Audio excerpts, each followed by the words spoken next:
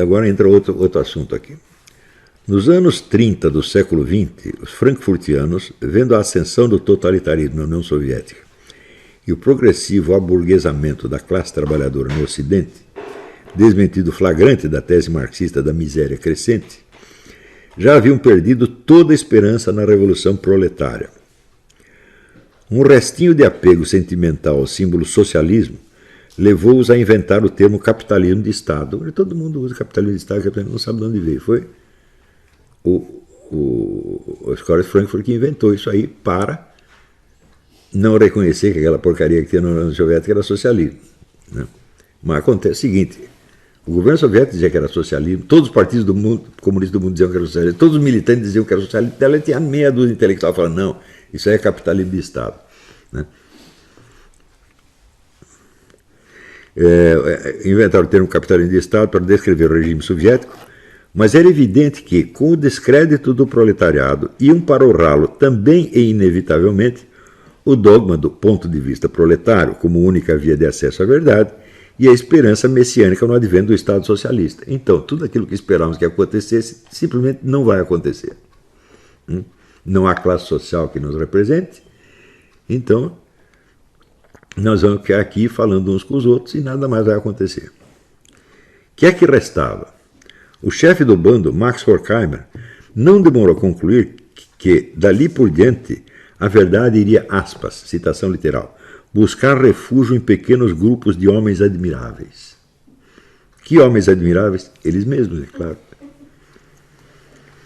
Tudo, enfim, estava irremediavelmente corrompido, pervertido, reificado no sentido de Lucas. Reificação ou coisificação é a transformação das ações humanas em coisas.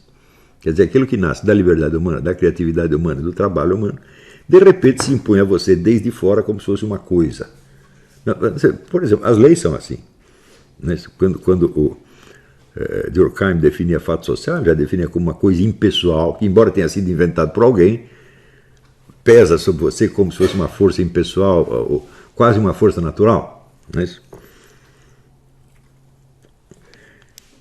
Tudo, enfim, está irremediavelmente corrompido, pervertido, reificado. Tudo, menos o Instituto de Pesquisas Sociais, autoincumbido, portanto, do papel de redentor do mundo. Não sou eu quem os interpreta assim. São eles mesmos. O segundo no comando, Theodor Wiesengrund Adorno, define a filosofia, a deles pelo menos, como, aspas, a tentativa de tudo considerar desde o ponto de vista da redenção. Então você vê o mundo corrompido e você examina do ponto de vista da redenção. Mas esses redentores originalíssimos confessavam modestamente não ter a menor ideia do que fosse a tal redenção. Eles diziam isso, né? E muito menos de como alcançá-la. A única alternativa que restava, não só a eles, mas a todo homem admirável, entre aspas, era, portanto, apostar na ideia de Hegel, do trabalho do negativo. Dedicar todas as energias ao programa do jovem Karl Marx, a, aspas, crítica implacável de tudo quanto existe, e esperar que da destruição geral nascesse, em prazo imprevisível, um não sei que redentor. Quer dizer, não sabemos no que vai dar isso, mas nós vamos destruir tudo, vamos esculhambar com tudo, e daí deve aparecer um não sei que. O único ponto de que tinham certeza era que o método a seguir para esse fim tinha de ser, tanto quanto a abominada Diamat soviética, que eles desprezavam, materialista e dialético. Diamat é a abreviatura de materialismo dialético, né? Então tinha lá o Diamat, formulado como doutrina canônica na União Soviética, né? Existem livros importantes que são a condensação tratados de materialismo dialético publicados pelo governo soviético, que reduzia a multiplicidade dos textos de Marx e Engels e Lenin a uma fórmula canônica igual para todo mundo. Esses caras eram intelectuais demais, gabarito, e desprezavam isso. Falaram, isso é um bando de vulgaridade, um bando de lugar comum, um bando de chavão, não queremos isso, né? Então, o método a seguir tinha de ser materialista e dialético. Ou seja, Eles abominavam o materialismo dialético soviético porque era de baixo nível intelectual, não porque fosse materialista dialético, porque eles também eram. Isso era, aliás, bastante lógico. A redenção, fosse lá o que for, tinha de ser uma transformação material do mundo. E só o uso intensivo da dialética podia tornar possível realizá-lo por meio da destruição de tudo. Quer uma coisa mais dialética do que você realizar a redenção por meio da destruição? Claro que na ideia do juízo final também tem uma destruição geral, e daí tem, mas não é a destruição que cria o outro mundo. Deus fala, eu vou fazer um novo céu e uma nova terra. Primeiro destruo isso aqui, daí eu faço outro. Crio outro. Eu não crio outro baseado neste, nem baseado na destruição deste. A destruição é uma coisa e a criação é outra. Agora aqui não. É a criação por meio da destruição. Eles chamaram isso de dialética negativa. Ou também teoria crítica. Eu sei que parece comédia, mas juro que não estou caricaturando nada.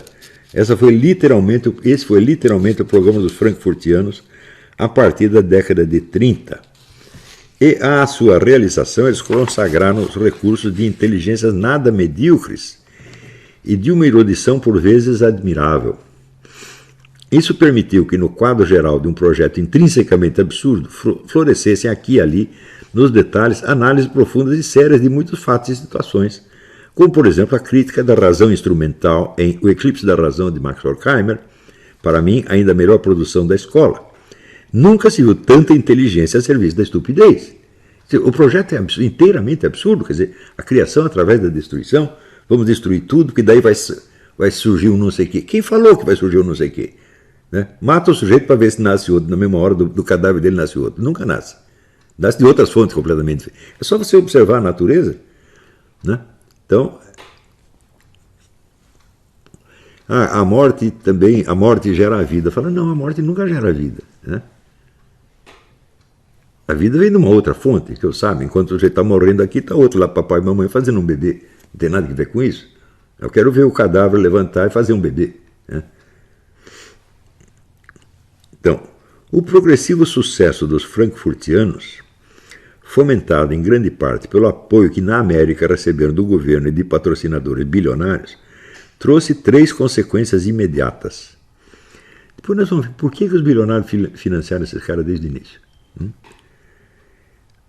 Em meados dos anos 50, já se havia espalhado entre os intelectuais de esquerda de todo o Ocidente a crença, quase nunca examinada criticamente, de que o seu dever não consistia em propor soluções nem em lançar sobre nada um olhar de benevolência compreensiva, mas apenas em criticar, corroer, demolir, destruir. Isso se tornou, vamos dizer, o suprassumo da sabedoria. Né? Muito dialeticamente, isso podia ser realizado até por meio de pretextos construtivos ocasionais, sem nenhum valor em si mesmos, adotados apenas pelo seu potencial destrutivo oculto e, evidentemente, pela sua atratividade publicitária, e abandonados tão logo cumprida a sua tarefa. Thomas Sowell, o economista, nota que daí decorre um dos traços predominantes da política de esquerda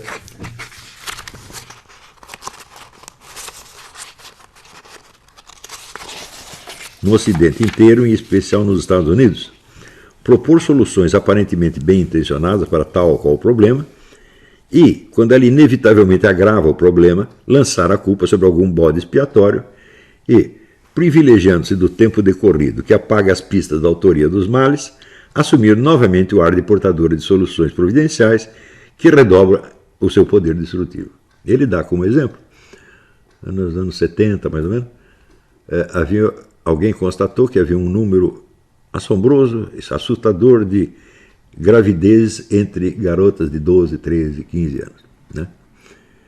Então, gravidez indesejada. Então, falou, ok, vamos fazer isso. Daí aparece a ideia de que, não, nós vamos impor a educação sexual nas escolas. Daí vai acabar esse problema. Trouxeram a educação sexual, evidentemente, o número de casos de gravidez multiplicou por 1000. Né? Daí eles dizem, não, isso aí foi o capitalismo, foi não sei o quê. Quer dizer, quando aparece a causa, já está longe historicamente do efeito. Quando aparece o efeito, já está longe da causa. Ninguém vai rastrear. Só caras como Thomas Sowell percebem, fala, peraí, 20 anos atrás eles disseram isso, cumpriram o programa, aí aquele conjunto brasileiro, aquilo deu nisso. Né? Então, B. Se a redenção devia ser material, também tinha de sê-lo a destruição, que hipoteticamente lhe preparava o caminho. O trabalho dos homens admiráveis, portanto, não podia se limitar a demolir ideias e teorias, mas tinha de se ampliar na destruição sistemática da sociedade como um todo. Leis, instituições, hábitos, valores, condutas aprendidas, linguagem e, last not least, a própria inteligência humana. Existe um interessante estudo do sociólogo Karl Mannheim, que se chama Estratégia do Grupo Nazista. Leiam, vocês vão ver que é exatamente a mesma coisa. Não é semelhança ocasional. Não, é exatamente a mesma coisa. Vamos desorganizar tudo, vamos bagunçar tudo. Né? Se a única tarefa do intelectual era a destruição, quem quer que se dedicasse publicamente à destruição tornava-se automaticamente um intelectual.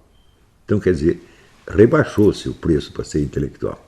Basta você fazer agitação, destruição, ou você aparecer pelado ante um bando de crianças, tá certo? Você fazer o show macaquinhos, né? Cada um enfiando o dedo no cu do outro, tal. Isso, pronto, você já virou artista intelectual, alguma coisa. Então barateou formidavelmente. Então você veja, a escola de Frankfurt começa com intelectuais de grande peso, Lukács, Max Horkheim e tal, até certo eram quase gênios, né? E de repente o negócio baixou, que daí vira, né, o Pablo Capilé, né, e outros piores ainda. Então, o que eles destruíram em primeiro lugar? A intelectualidade mesma.